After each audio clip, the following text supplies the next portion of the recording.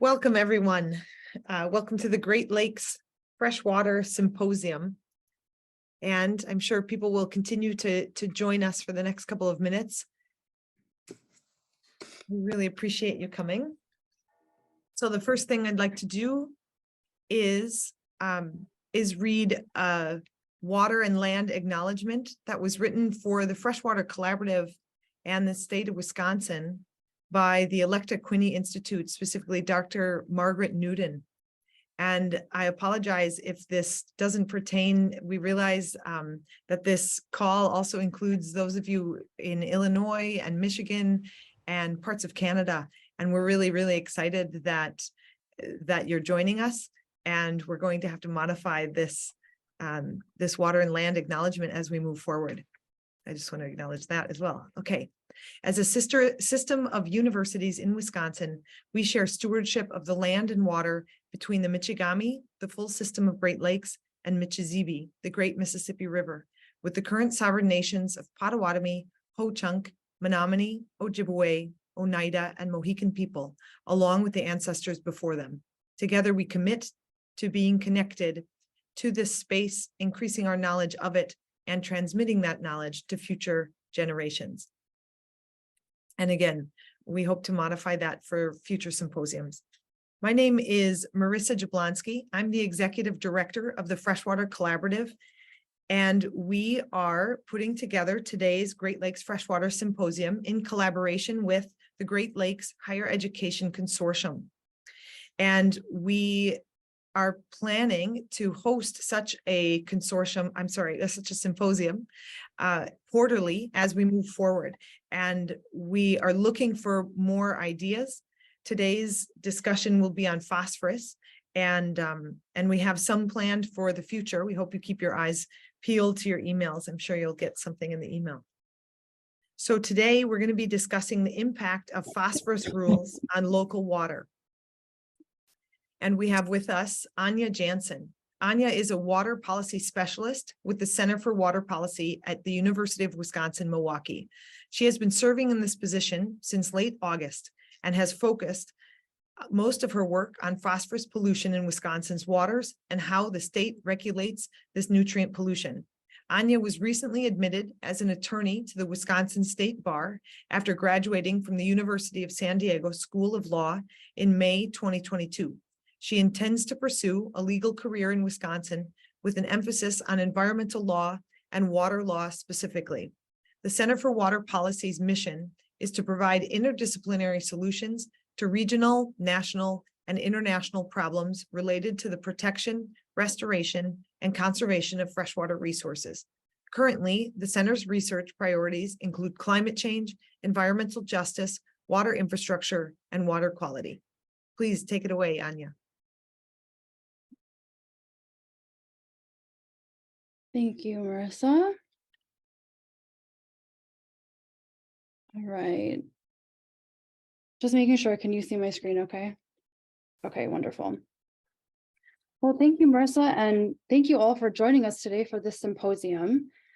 Today, I'll be speaking about a rather specific but very important topic, and that is phosphorus in Wisconsin. So I'll discuss the phosphorus regulations in Wisconsin, their effectiveness, and most importantly, their impact on.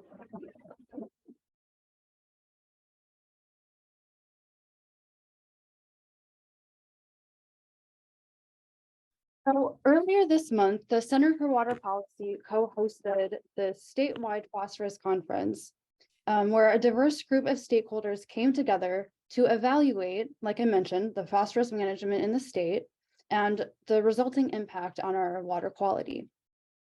So the conference was organized by academics across the University of Wisconsin system, agency representatives from the Wisconsin DNR and DATCAP, as well as a member from the nonprofit environmental organization, the Alliance for the Great Lakes. The conference was supported by the Freshwater Collaborative of Wisconsin, the Palmer Foundation, and was also co-sponsored by the Environmental Law section of the State Bar of Wisconsin. So today I will highlight some key takeaways from this conference to give you a sense of where Wisconsin stands with managing phosphorus, and improving our water quality. Afterwards, you will all be invited to join breakout rooms for small group discussions, where you will be prompted with a few questions and will be given 15 minutes to discuss with your groups. When we come back together as a large group, we will ask for a few volunteers to share some of your responses from your small group discussions. And then we'll try to save some time at the end for a Q&A session. But throughout my presentation, please use the chat feature to ask any questions that you have as you come up with them. So before I begin with the conference highlights and takeaways, let me just start by telling you about the purpose of this event and all of the collaborators that came together to make it a very successful conference. So the goal of this conference was really twofold. As I've mentioned, we gathered stakeholders across the state to evaluate the effectiveness of our state's phosphorus regulations and the impact on water quality over the past decade. So that was the retrospective part. Now, going forward, we plan to work with these same stakeholders to take what we've learned from the conference so that we can help inform and shape future academic research and policy on phosphorus. So in order to accomplish this two-part goal, we invited academics doing phosphorus-related research to present on panel discussions. We asked agency representatives to speak about Wisconsin's regulatory and compliance process. We sought out teams of producers and local city and county representatives to provide some case study examples of phosphorus management programs that they're working on or have completed. Dan Egan, the best-selling author and the Center for Water Policy's journalist in residence, he was featured as our keynote speaker, and he discussed his forthcoming book, pictured here, which will be released early next month. Lastly, in addition to all of our wonderful speakers and panelists, we also had academic research posters that were displayed throughout the day, where researchers had the opportunity to discuss and explain their findings to conference attendees. So here is just a very brief snapshot of Wisconsin's phosphorus regulations. These rules were passed more than a decade ago now in 2010, and they really were some of the nation's earliest phosphorus regulations. So first we have Administrative Code Section 102, and this established the numeric criteria for total phosphorus in surface waters. The goal of this section is to protect freshwater resources for these lawfully designated uses. So the numeric criteria for total phosphorus varies depending on the water type. And in Wisconsin, it's categorized by rivers and streams, lakes and reservoirs, and then there's a specific numeric criteria for Lake Michigan and for Lake Superior. Next, we have Administrative Code Section 217. And this code set effluent standards and phosphorus limitations on discharges to surface waters.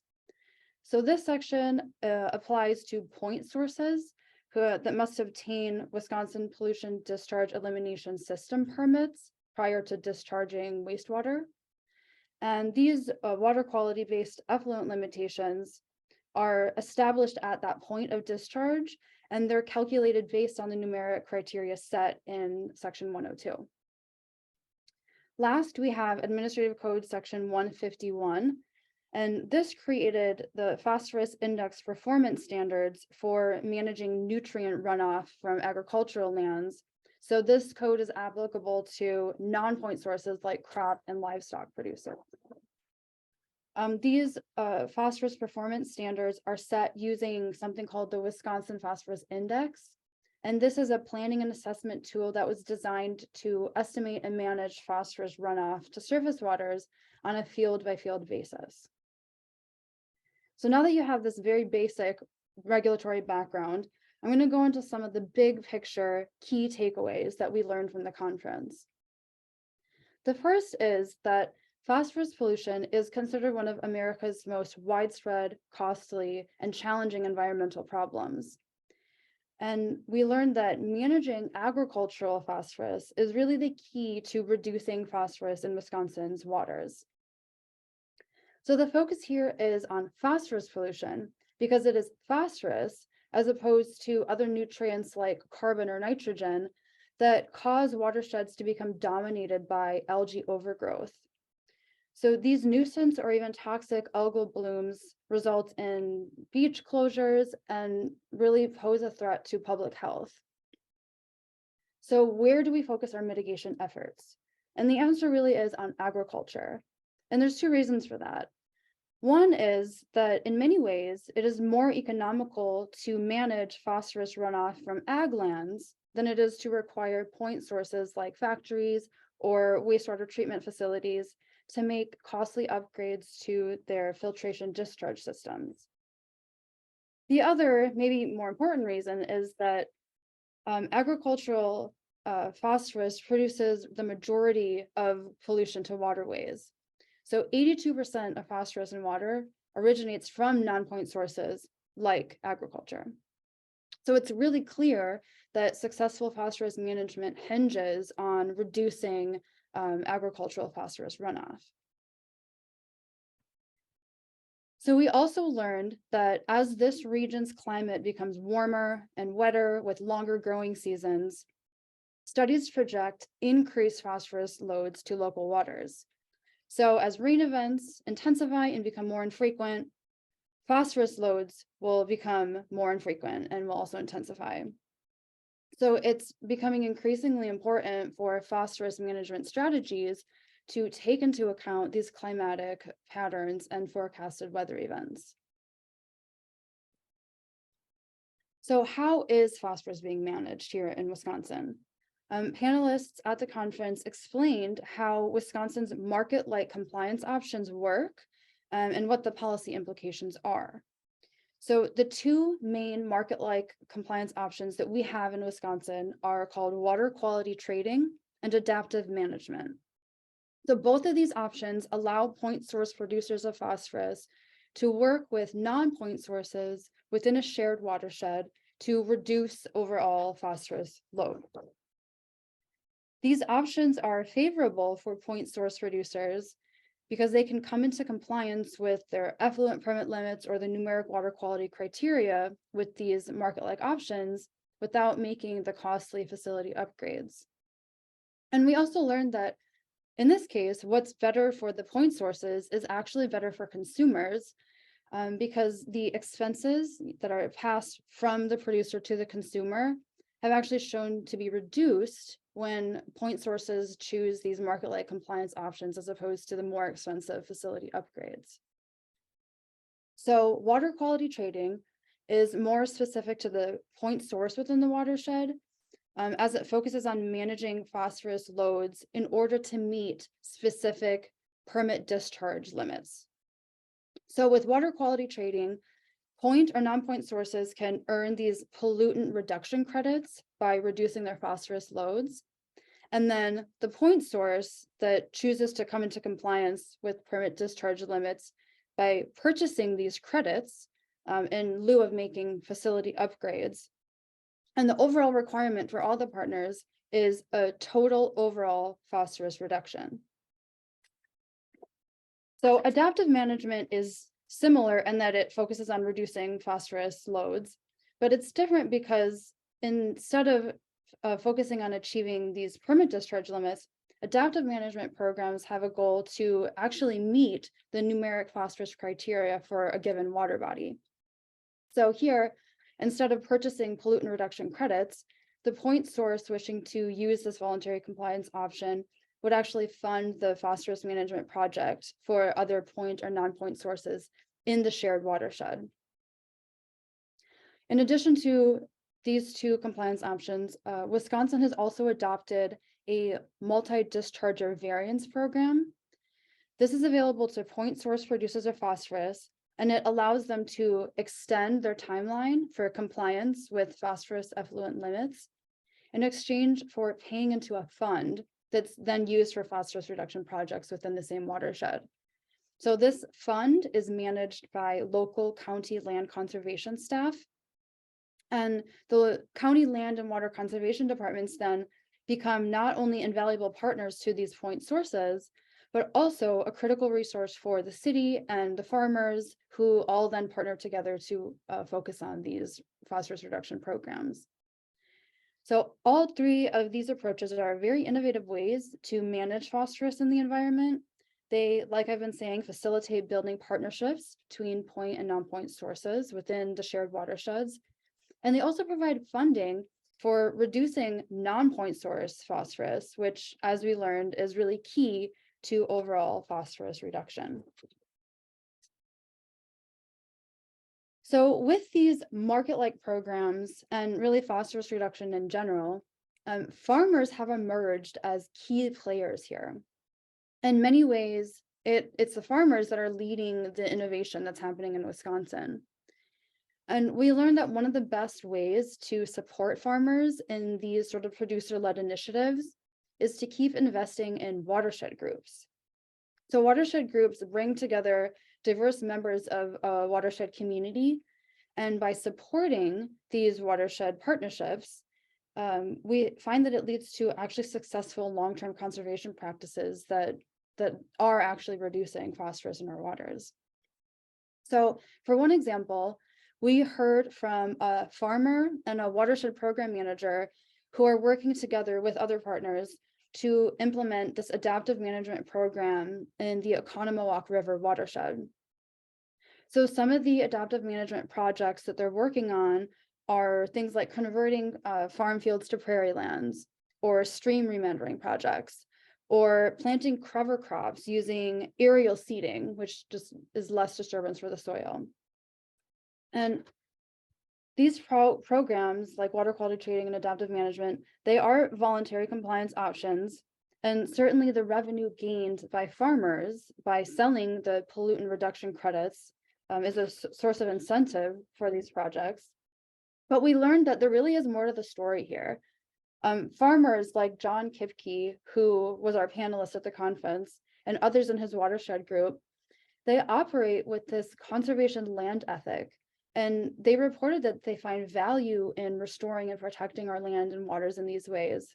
So really, there's a lot of investment by farmers, and they do hold each other accountable within their farming communities. In addition to the water quality trading example, we also learned, or excuse me, the adaptive management program, we also learned about a water quality trading case study out of Rock County. And this was presented by the conservation specialist for Rock County Land Conservation Department and the utility director with the Public Works Department for the city of Janesville. And these two gave us what you see on the screen here. There's a blueprint for success that they've learned from working on their water quality trading program. And this blueprint can be really useful and can be used by others who want to implement similar projects like this one. So the next big question really is, are these phosphorus management programs working? And I guess the answer to that is yes and no. So progress has been made, and it's important to take note of that. But we found that the scale of progress is just not measuring up to the scale of the problem. So yes, the new management compliance options are now available for managing non-point sources of pollution, which is key.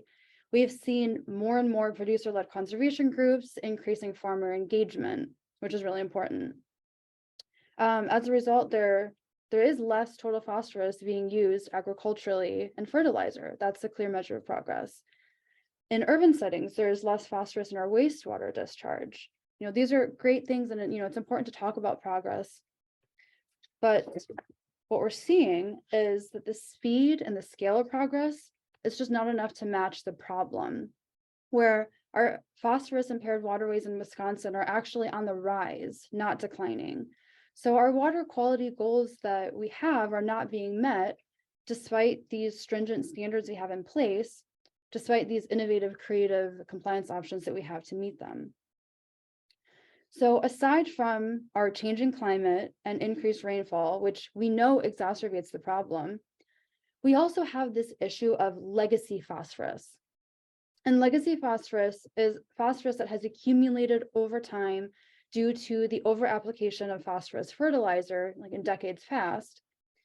It has been captured and stored in things like river sediment in lake bed, and it's now being slowly released over time. So it contributes to the problem, and it can hinder phosphorus reduction progress, because even when runoff to surface waters is being reduced, we have this stored legacy phosphorus that is still being released. So what are some potential solutions to this seemingly intractable problem? How do we move forward from here? And we heard from a University of Wisconsin-Madison professor, Dr. Randy Jackson, who runs a program called Grassland 2.0. And this is a USDA-funded project that's working on transforming agriculture systems in the upper Midwest. And the key takeaway here is that in order to achieve our water quality goals, to meet these numeric criteria set for different water types, we need transformative systemic agricultural change that takes a more holistic approach to nutrient management. So the current agricultural system that we are all familiar with depends on maximizing the output, absolutely at the cost of our environment and water quality. So transformative change could look like rediversifying our ecosystems, trying to restore some of the biodiversity that has been lost over the years. It could look like adding in perennial grasslands for grazing, which would buffer the nutrient runoff to surface waters. It could be cutting back on animal units, done in ways that will still be profitable for farmers, of course, who are responsible for feeding our communities. And it is critical when we're talking about this kind of system level change that we include all of the stakeholders in the conversation. So that means current and future generation farmers working alongside the policymakers, the academics, the agency representatives, the concerned citizens. And really that we follow the farmers' lead here as the key players when it comes to agricultural phosphorus reduction. In addition to thinking about transformative agricultural change, another solutions-oriented takeaway that our keynote speaker actually touched on was this idea of using phosphorus in a more closed system. So for instance, harvesting excess phosphorus in manure as an asset, as opposed to letting it wash away as waste to pollute our waters.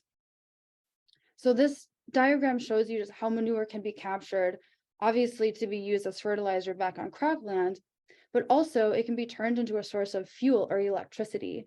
And we learned about how farms across the country have this opportunity to participate in California's emission trading system by actually capturing the methane gas as a byproduct of the manure using technologies like this one. And doing that generates emissions credits for pollution reduction. And these emissions credits can generate revenue for farmers when they sell them to like the California oil and gas companies. It goes without saying, of course, there are some caveats to solutions like this one. For one, there's a feasibility issue here. So how feasible is this type of system for smaller farms as opposed to the larger concentrated animal feeding operations? Another thing we heard from a farmer at the conference, that farmers in Wisconsin and really the state as a whole would benefit more from vertical systems that actually keep credits or revenue generated by these types of solutions in the state as opposed to selling them off to California.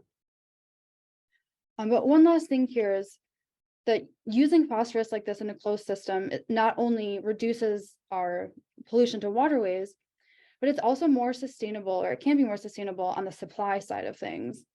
Because we know phosphorus is a finite resource. Of course, it's necessary for food production. And the thing is, our domestic phosphorus mines will eventually become depleted, maybe sooner than we realize. So the more phosphorus that is recaptured and reused from agricultural waste, the better off we might be in the future in terms of our domestic food security. So I just shared with you two very different types of solutions that were discussed at the conference. I want to be clear that these options are available to different types of farms, and they also carry different implications for policy, for environmental health, and for water quality. Also, it goes without saying, these are just two potential solutions out of many to a problem that really has no easy fix. And when talking about solutions like this, there are so many factors at play, many that I haven't discussed today, such as federal policy and funding. So for instance, any strategy for managing agricultural phosphorus must take into consideration the Farm Bill, which is of course being renegotiated this year. And think about the subsidies that are given to growing soy and corn. And the question here might be, how can farmers be subsidized and incentivized for other things like implementing conservation practices for phosphorus reduction? There's also a question of what federal funding will be available for water infrastructure from sources like the bipartisan infrastructure law, for things like wastewater sewer facility upgrades. So there's a question of, how much more economical will agricultural phosphorus reduction be if there is federal funding available for, facility upgrades? So I'm not here to really discuss, let alone advocate for certain federal policies. It's just, these are important factors that will absolutely impact any state's plans to reduce phosphorus pollution in waterways. So they should be taken into consideration for any kind of phosphorus management strategy. But bringing it back home, as far as the state level goes, we learned from EPA Region 5's Water Permits Branch Manager that Wisconsin really is considered a leader among the Great Lakes states in phosphorus regulation and management. Our approaches are creative and innovative. The state departments have worked tirelessly with EPA Region 5 in the passing of our regulations and the adopting and the approval process for these innovative market-like compliance options. And the state agencies continue to work together, as well as with local county departments, to implement these standards statewide.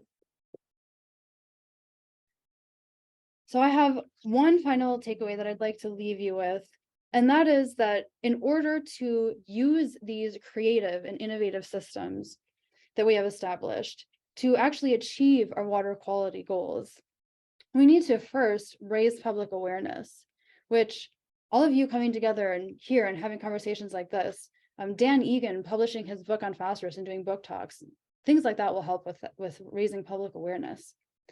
And then the other thing is that we need to continue to working on collaborating across sectors and to overcome the barriers that are keeping us from meeting these goals. And here the Center for Water Policy plays a key role and in the conference, as well as the continuing conversations that we are facilitating, are really great examples of how to go about this kind of collaboration.